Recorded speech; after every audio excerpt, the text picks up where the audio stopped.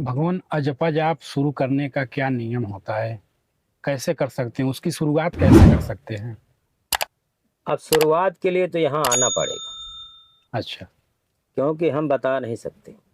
बता रहे हैं क्योंकि जिन्होंने अपने गुरुदेव भगवान से प्राप्त किया है तो उनके लिए सुगम होगा, जी। पर जिन्होंने नहीं प्राप्त किया है उनको तो कहीं ना कहीं से वो जानना पड़ेगा। बिल्कुल। अब उन्हीं का दूसरा प्रश्न है जो विजय कुमार जी हैं चेन्नई से। जी, जैसे सुमिरन कैसे करें? सांसों का सुमिरन किस प्रकार से होता है? थोड़ा सा डिटेल में पूछिएगा महाराज जी से। जो सांसों पे जैसे अजपा जाप जो है उसका जैसे सुमिरन हम लोग करते हैं तो वो किस प्रकार से होता है? ऐसे ही आप सिद्धासन में बैठिए। जी। अभी मुद्राएं आपको हमने बताई, बिल्कुल। तो ऐसे ही बैठ के अपनी जो है ये रीढ़ की हड्डी सीधी होनी चाहिए। अच्छा, ऐसे करके। इसको बंक नाल कहते हैं। बंक माने टेढ़ा और नाल माने पोला। तो जो आपकी रीढ़ की हड्डी है ऐसे गुड़िया के गुड़िया रखी है, बिल्कुल। बीच में से रास्ता है इसमें। तो जब आप सांस लेते हैं तो अंदर जाती है ऐसे रीढ़ की हड्डी से होकर के, फिर ऐसे निकल के फिर वापस होता है। अच्छा। अगर आपकी रीढ़ की हड्डी में कोई भी दिक्कत हो जाए, इधर उधर वो हट जाएगी ना, कोई भी गुड़िया, फिर सांस नहीं जाएगी, आपको बहुत दर्द होगा, बहुत पेन होगा। जैसे सांस लेते हैं इस तरह का करते हैं तो इधर से आगे आते हुए। यहाँ से वो अच्छा, सीधे यहाँ से रीढ़ की रीढ़ की हड्डी से हड्डी का अंदर से जाके फिर ऐसे आती, अच्छा, ऐसे आके फिर बाहर निकलते हैं। बाहर निकलती। जी। तो एक बार शब्द हमारा अंदर गया और बाहर अच्छा। निकल गया, सुमिरन हो गया, एक मंत्र का जाप एक हुआ। मंत्र का।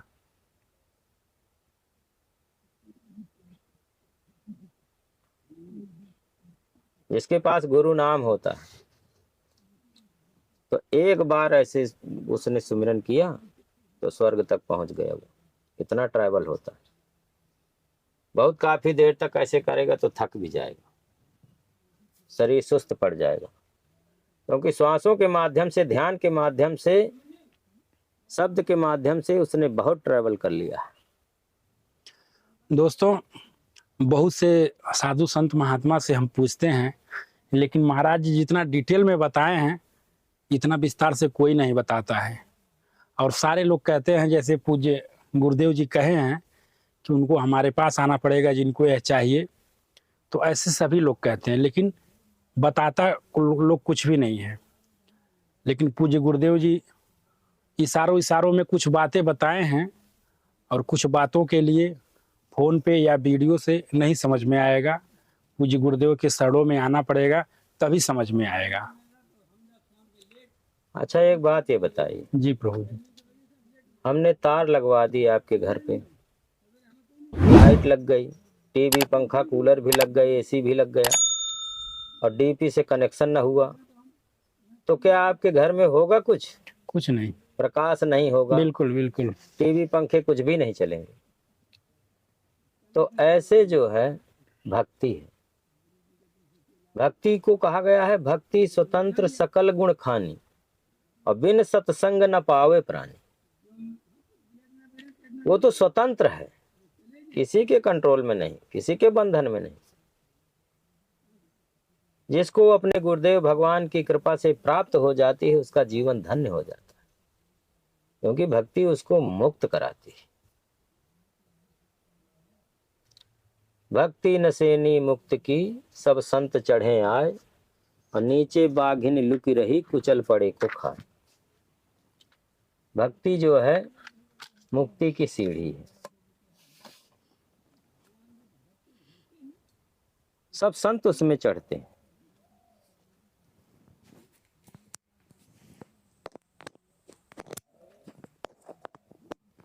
माया रूपी जो बाघिन है वो नीचे मुंह फैलाए खड़ी है, ऐसे जो वहां से गिरेगा डायरेक्ट उसके मुंह में जाएगा, फिर वो किसी काम का नहीं रहेगा, माया उसको खा जाएगी। तो मुक्ति की सीढ़ी क्या है? भक्ति। तो भक्ति स्टार्ट होने के लिए कनेक्शन होना बहुत जरूरी होता है। सत्य है प्रभु। यदि आपका कनेक्शन नहीं होगा तो कभी प्रकाश नहीं होगा। इधर उधर चाहे जितने तार को खोलिए बांधिए, टीवी को चेक करिए, पंखा को चेक करिए, करंट नहीं आ रहा, कहीं फॉल्ट है, या कनेक्शन भी है और कहीं फॉल्ट है, तब भी करंट नहीं आएगा। तो करंट आना बहुत जरूरी है भक्ति वाला, तभी आपकी भक्ति आप सफल हो सकती है। यदि करंट नहीं आता है तो भक्ति सफल नहीं है। हाँ, आप अभ्यास करते रहेंगे और कुछ नहीं है। इसलिए किसी न किसी संत गुरु की शरण में आपको जाना पड़ेगा। यदि आप अपना कल्याण चाहते हैं, भक्ति करना चाहते हैं, जन्म मृत्यु के बंधन से मुक्त होना चाहते हैं, सुख शांति चाहते हैं, तो कहीं ना कहीं आपको शरणागति प्राप्त करनी होगी। अच्छा, मैं कहता हूँ जीवन में जितना दुख, जितना कष्ट मुझे मिलना हो मिल जाए, ये मेरा दुख कुछ भी नहीं होगा, बिल्कुल जीरो होगा। इस जीवन में जितना भी कष्ट उठाऊंगा मैं, जितना भी दुख मुझे मिलेगा, वो बिल्कुल जीरो है। जीरो क्यों है? क्योंकि 84 तो भोगे हैं, 84 लाख योनियां इतनी हैं कि गणित भूल जाएंगे आप। गणित इसलिए भूल जाएंगे कि हर योनि में आयु की बंधन है, अवस्था है। किसी में 50 साल, किसी में 60 साल, किसी में 100 साल, किसी में 5 साल, किसी में 10 साल, किसी में 12 साल, किसी में 1 घंटा, भले 10 मिनट का हो, पर बंधन है। तो 84 में इतना कष्ट उठाया, इतना दुख उठाया, तो फिर पुनः उसी में जाने वाला है। तो वो दुख देख करके यदि चेतना जागृत हो जाए, थोड़ी गुरु भगवान की कृपा प्राप्त हो जाए, उसे दिखाई देने लग जाए, दिव्य दृष्टि हो जाए, उसे दिखाई देने लग जाए कि कितना संसार दुखी है, ये 84 में कितना कष्ट है, और मैं कितना भोग कर आया हूं, तो उसकी रूह कांप जाएगी, आत्मा उसका कांप जाएगा, वो वहां जाना नहीं चाहता। तभी तो शांति की तलाश में है, तभी तो भक्ति करना चाहता है। और मन माया ऐसे हैं कि सांसारिक जो भोग है, सुख है, क्षणिक, क्षण मात्र होने वाले संसाधनों वाले, उन पर लगाए रहते हैं।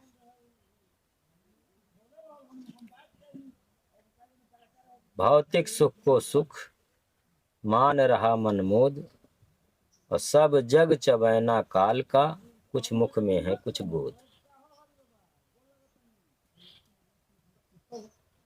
भौतिक सुख जो संसाधनों के हैं, उन सुखों को मान रहा है मन,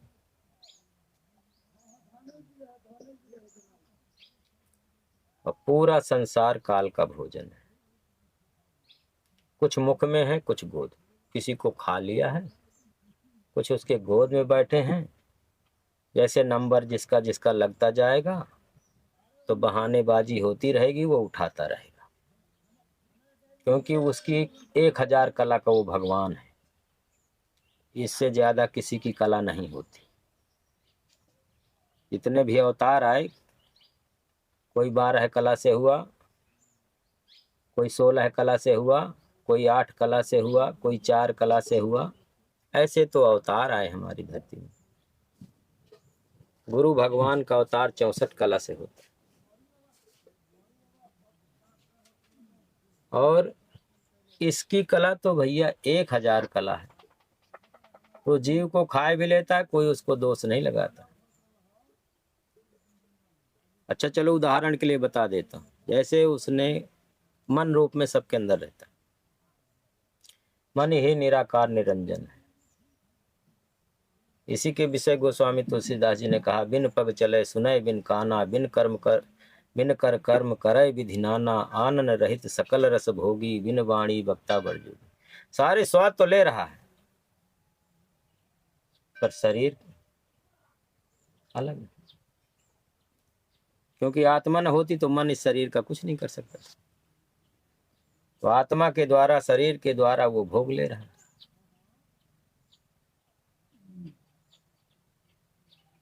बिना वाणी के बोल भी देता है, तो उसको वाणी तो है ही नहीं। जब निराकार है, निरंजन है, उसको वाणी कहाँ? पर वो आपे के माध्यम से आपसे ही बुलवा रहा है। जीवा का स्वाद ले रहा, जीवा उसकी कहाँ? लेकिन स्वाद पूरा ले रहा है।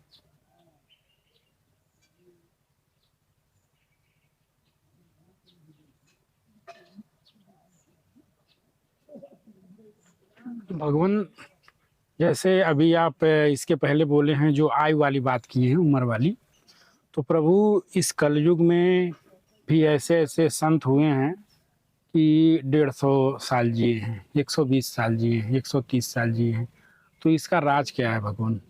जैसे आम इंसान तो 100 नहीं जा पाता है, 100 चला गया तो ऊपर नहीं जा अच्छा, पाता एक है। बात मैं आपको बता देता हूँ, बिल्कुल। सरल सिंपल सा समझाता हूँ।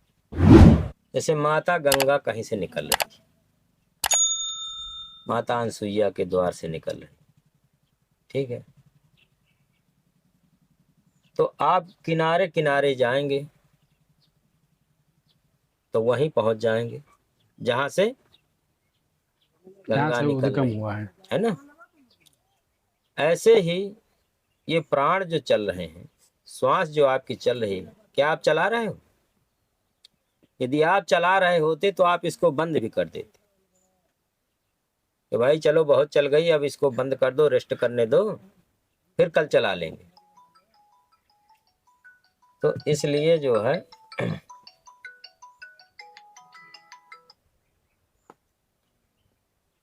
इसलिए श्वास को आप नहीं चला रहे, न मैं चला रहा हूं, कोई शक्ति इसको चला रही।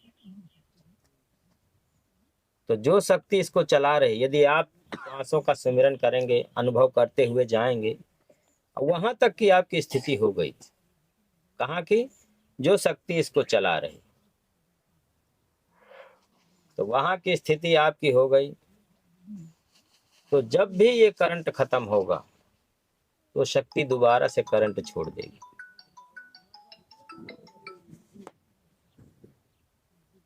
वो शक्ति दोबारा से करंट छोड़ देगी। तो एक बार गर्भ के समय में करंट छोड़ा था तो आयु निर्धारित हुई थी 100 साल, क्योंकि काल का बंधन है। अब तपस्या साधना करके आप जब दोबारा वहां की स्थिति प्राप्त करते हैं तो करंट जब दोबारा छोड़ा जाता है तो आपकी आयु डबल हो जाती है, 200 वर्ष की हो जाएगी। ऐसे जितनी बार ये करंट आपका खत्म होगा और वो शक्ति करंट छोड़ती जाएगी तो डबल आयु होती जाएगी।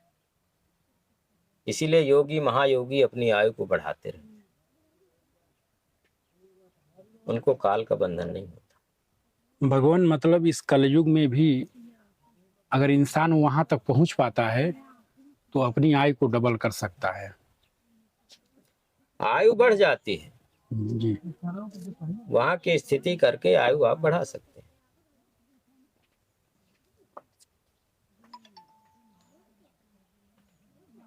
पर आपकी भक्ति, आपकी साधना, आपके संयम नियम बहुत अच्छे होने चाहिए।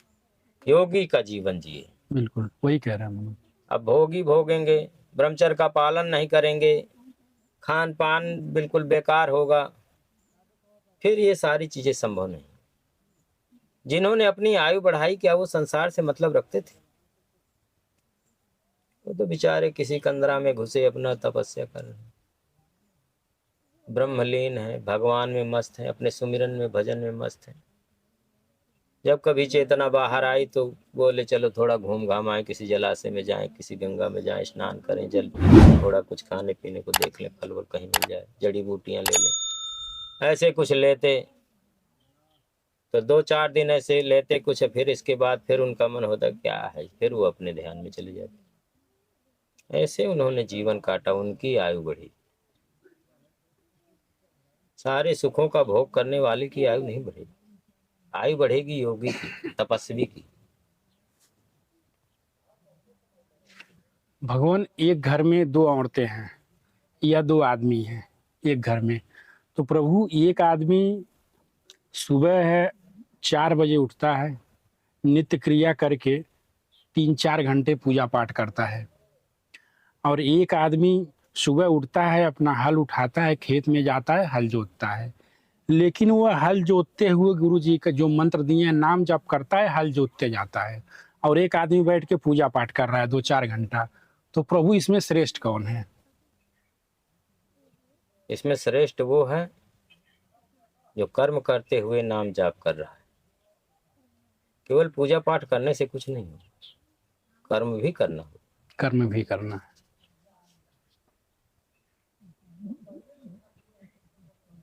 पूजा पाठ तो हो गया, आपने कर लिया ना, और बाकी व्यवस्था भी देखनी है।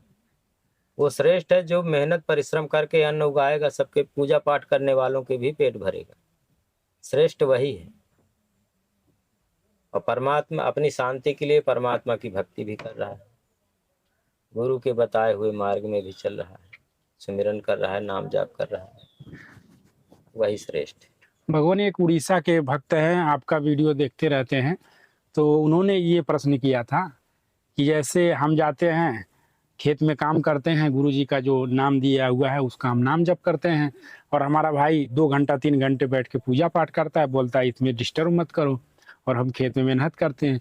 तो क्या हम भी खेत में मेहनत करना छोड़ के पूजा पाठ करें, या जो नाम जप कर रहे हैं नाम जप करते हुए अपना काम करें? तो इसलिए हमने पूछा नाम आपसे। जाप करते हुए अपना काम करो। अच्छा चलो, दोनों भाई बैठ गए 3 घंटे, जैसे वो कह रहे हमको डिस्टर्ब न करो, तो उसके पास भी तो वही नाम है।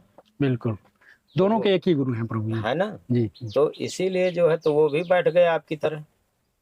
तो दोनों बैठे रहोगे तो आपकी कृषि बिगड़ जाएगी, कृषि बिगड़ आपके जाएगी। घर की सारी व्यवस्था बिगड़ जाएगी। फिर केवल सुमिरन से कुछ नहीं होगा। यदि बहुत ज्यादा वैराग लेना है, सुमिरन परमात्मा ही प्राप्त करना है, तो आप जाकर के किसी जंगल में जो है एकांत स्थान चुनिए और वहां अपनी भक्ति करिए। फिर आपको वहां का अनुभव अलग से होगा। फिर आपको भी पता चल जाएगा कि मेरा भाई जो भक्ति कर रहा है और मैं जो भक्ति कर रहा हूं, दोनों में अंतर क्या है।